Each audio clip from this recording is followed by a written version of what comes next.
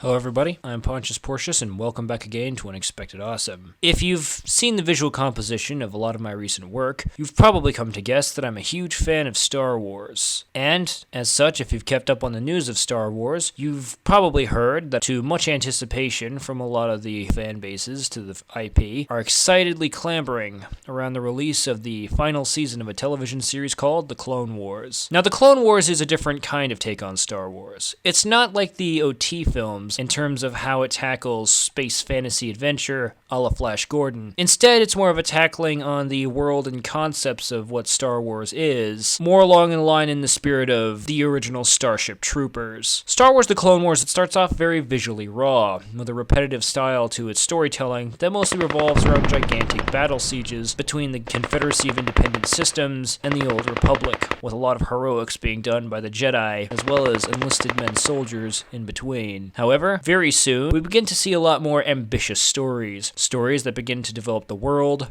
factions, as well as unique characters to the television series, and characters that are shared between the series and the movies. Many will cite that it's the second or third season that has these, with the likes of the training arcs for the clones, the trophy hunting arc for Ahsoka, or the episode arc in which the pinnacle of the clone army comes face to face with the fact that a number of his brothers probably don't want to fight in a war that they were bred to be conscripted into. No, the episode that I think that kicked off the greatness of what Star Wars The Clone Wars could be is easily the final episode of the first season, Hostage Crisis. The episode opens up with Space Lee Van Cleef rocking on up to the Senate building, initially battling them with wordplay, then breaking out the kung fu and the henchmen. After he subdues the front gate and posts guards, he decides to sneak his way into the building, and then blows up the rest of the guards. While this is happening, Anakin Skywalker is visiting Padme, asking if she'd like to run away with him for a weekend for a vacation, where they can hopefully do things that they're not usually allowed to do, like act like a genuine married couple. They argue and bicker about their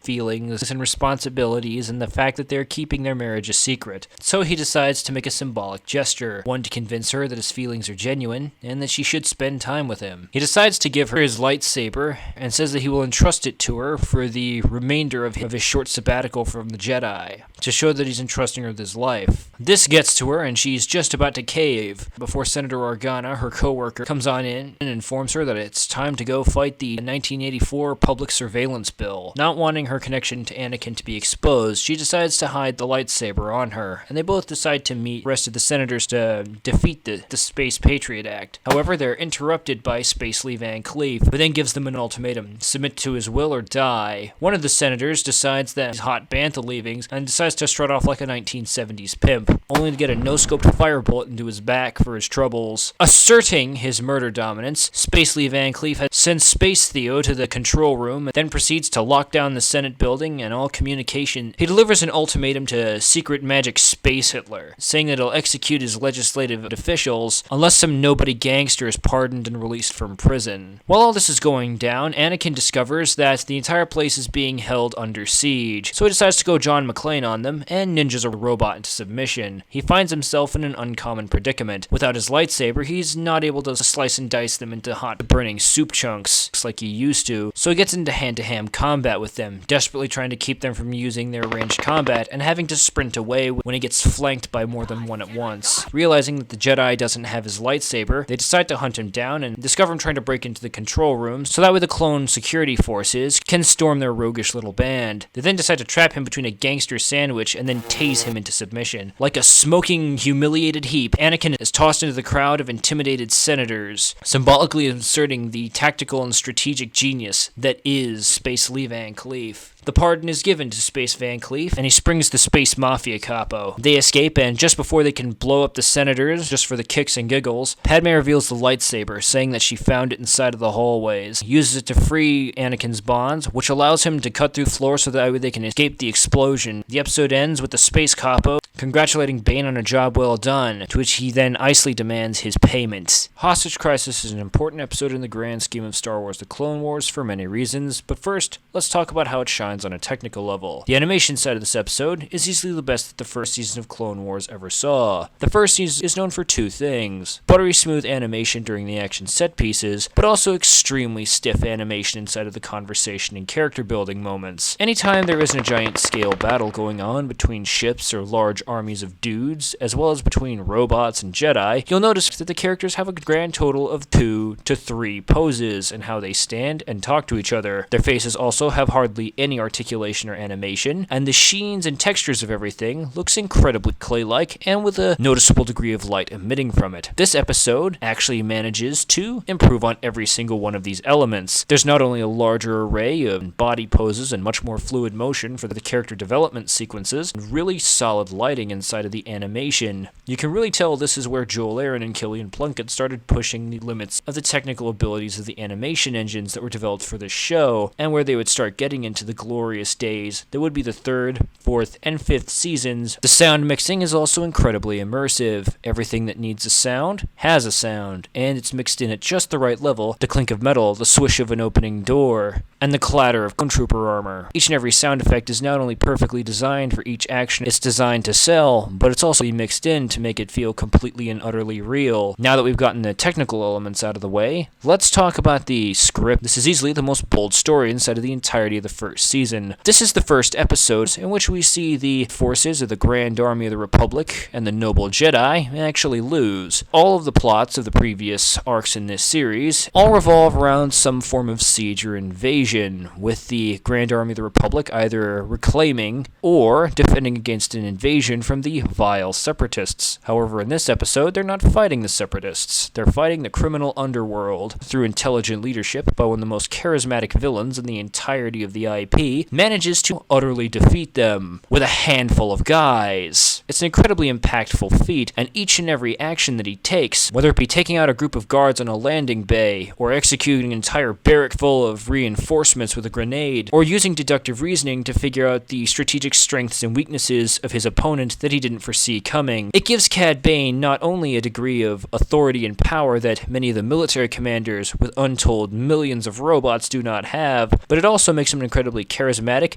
and likable antagonist that you're going to want to see more of, and thankfully, you do. That astounding competence and boldness doesn't just apply to him. His henchmen are all intimidating, all the way from snipers to the IT guys who managed to tase a legendary Jedi general into his smoking prison girlfriend. Needless to say, the antagonists aren't the only interesting characters in this episode. The characters of Anakin and Padme are incredibly important to this arc, and there's a lot of important development. Not only is their dynamic explored, where you see a sort of lack of maturity to it, but you also see a degree of sincerity. Anakin starts off as petty and manipulative, but you soon understand through the struggle to liberate his wife and survive the onslaught that his affection for his wife is actually true. And a single line of dialogue between Padme and Anakin not only can serve as the singular evidence justifying the entirety of Catherine Tabor's voice acting career, but also completely sells the dynamic that they have, that they are a pair of star-crossed lovers. It builds up emotional investment in these two, exposing some core flaws within who they are that'll eventually be their downfall.